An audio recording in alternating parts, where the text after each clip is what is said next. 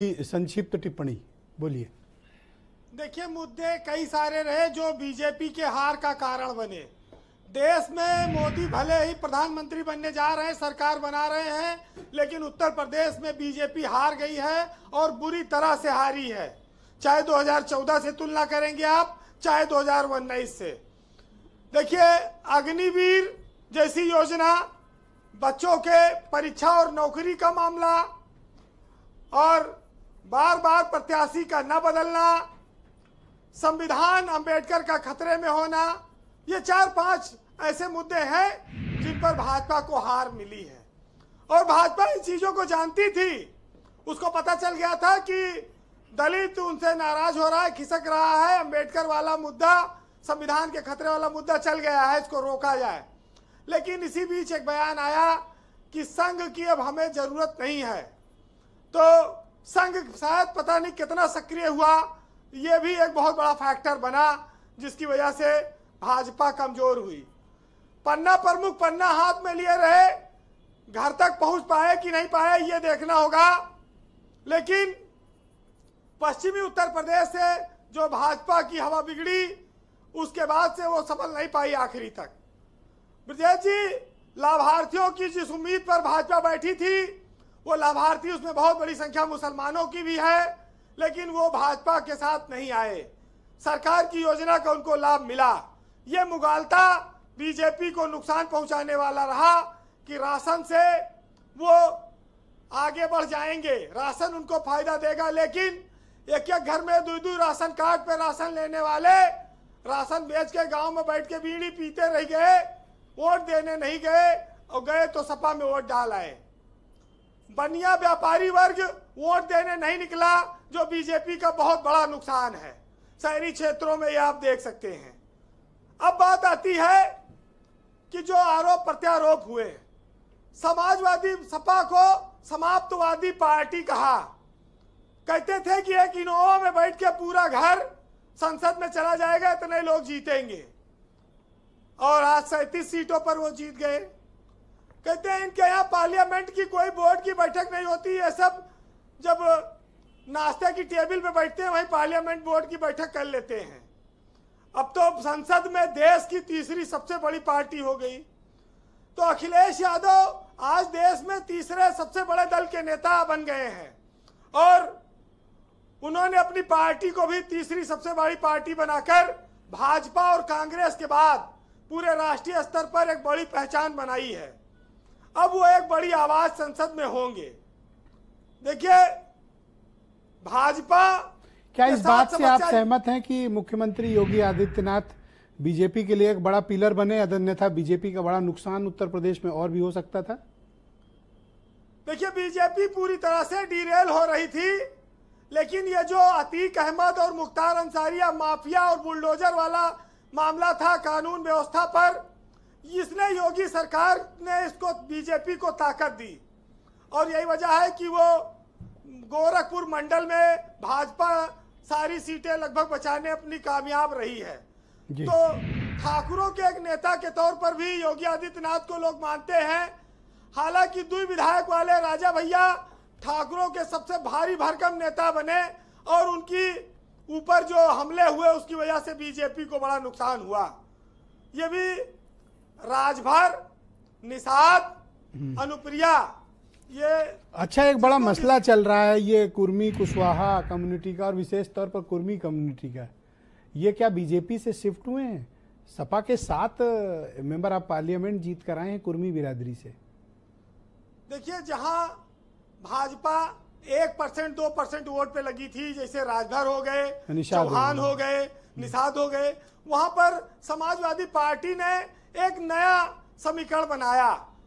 बसपा से बहुत सारे नेता आए हुए हैं सपा में जो जीते हैं चुनाव, जो दलित मतदाताओं में भी जिनकी पहचान रही है, और जिनकी अपनी कम्युनिटी है, 6% 7% वोट है उनका। तो स्वाभाविक है कि अगर लालजी वर्मा जीत रहे हैं या नरेश उत्तम पटेल जीत रहे हैं, तो ये सब चीजें कुर्मी समाज को, अपने जात के लोगों को आगे बढ़ाने में सहायक हुई। बाबू सिंह कुशवाहा, मौर्या के जाने का फायदा भी हुआ सपा को, आजम खां के जेल में बंद होने का भी फायदा हुआ सपा को। नहीं ना कोई रंग ले आते खाकी का और कहानी बन जाती। लेकिन दुखद बात यह है, आश्चर्यजनक ये है, कुछ एक्सक्लूसिव बात लाते हैं वीरेंद्र जी हमेशा। देखिए अब आजम वाली कोई बात किसी को समझ में नहीं आई। हाँ बोलिए। राम मंदिर का उद्घाटन हुआ, पूरी दुनिया में भारत का डंका बजा और पूरे अयोध्या मंडल में साफ हो गई बीजेपी। ये कैसे हुआ, इस पर शोध हो। हाँ, इसको लोग देखें। नगर सही ये अंडर करेंट, बस गोंडा कैसरगंज बच गया, वो तो देवी पाटन मंडल में है। ओके। लेकिन इस अंडर करेंट को भाजपा क्यों नहीं भाप पाई, क्यों नहीं हो पाया? ब्रजेश जी, पश्चिम में थोड़ी एक बात मेरी छूट गई, वहां पर एक दिल है, कितनी बार जीतोगे? एक दिल तो जीत लिया था भाजपा ने, अब वो और क्या देते भाजपा को? तो केपी मलिक साहब बाकी आगे बताएंगे उनके बारे में जी। लेकिन इस चुनाव में एक और नई जोड़ी बनी, जैसे योगी और मोदी की जोड़ी बनी राजनीति में, जैसे राहुल और प्रियंका की जोड़ी बनी, भाई और बहन की जोड़ी बनी, वैसे अखिलेश यादव को पत्नी का साथ मिला, यानी कि अखिलेश और डिंपल की एक नई जोड़ी प्रचार में बनी है। कई जगहों पर डिंपल यादव ने भी प्रचार किया, तो एक समाजवादी पार्टी के साथ ये भी प्लस के तौर पर आप देख सकते हैं। अब बात आती है कि भाजपा ने बार बार टिकट क्यों दिया, रिपीट किया।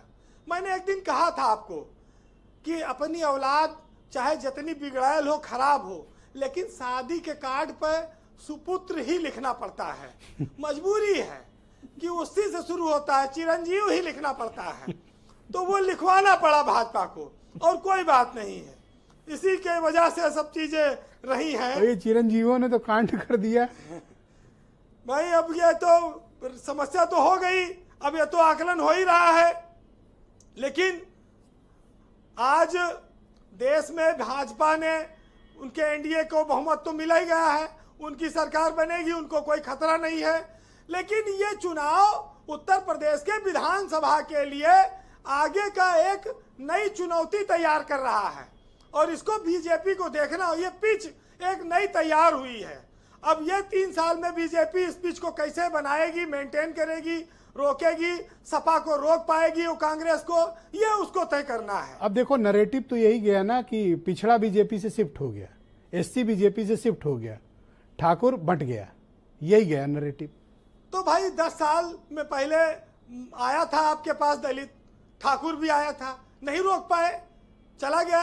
मायावती ने बलिदान कर दिया, दलित ने समझा कि ये तो गया वोट, ये तो अब उधर जाने कोई फायदा नहीं है, तो इस वजह से मायावती आज 0 पे है। देखिए जी वीरेंद्र जी, कंक्लूड करें विजय जी। जब ये मैसेज चला जाए कि कोई भी रिश्ता मजबूरी का है, तब फिर देखिए जनमानस वहां पर उस स्थान को छोड़ देता है। मायावती ने अकेले चुनाव लड़ने का फैसला मजबूरी में किया या खुशी से किया, इसका जवाब वही दे सकती हैं। बहरहाल अब आप देखिएगा कि कहा एक शेर है कि जुगनुओं ने फिर लड़ाई जीत ली, चांद सूरज घर के रोशनदान में रखे रहे। तो बहुत कम संसाधन में भी चुनाव में परिवर्तन होता है, और जो बदलाव आता है उस पर एक साहित्यकार ने लिखा है कि वक्त के साथ मुकद्दर बदल गए कितने। जो कल तक मंत्री थे, 7 लोग पैदल हो गए हैं, उनके लिए है कि वक्त के साथ मुकद्दर बदल गए कितने, और देखते देखते मंजर बदल गए कितने। हमारे पांव की ठोकर में जो रहते थे कभी बुतों के ढल के, वो पत्थर बदल गए कितने। और नींद की कोई दवा काम ना आई अपने, कभी चादर तो कभी बिस्तर बदल गए कितने। और कदम कदम पे गमों ने निभाया साथ मेरा, शहर बदले तो फिर घर भी बदल गए कितने। बहुत शुक्रिया वीरेंद्र जी, आपका बहुत बहुत धन्यवाद। ग्राउंड जीरो से आपने इनपुट, इन्फॉर्मेशन और फीडबैक हमें उपलब्ध कराया। बहनों भाइयों, मेरे पास बस कुछ ही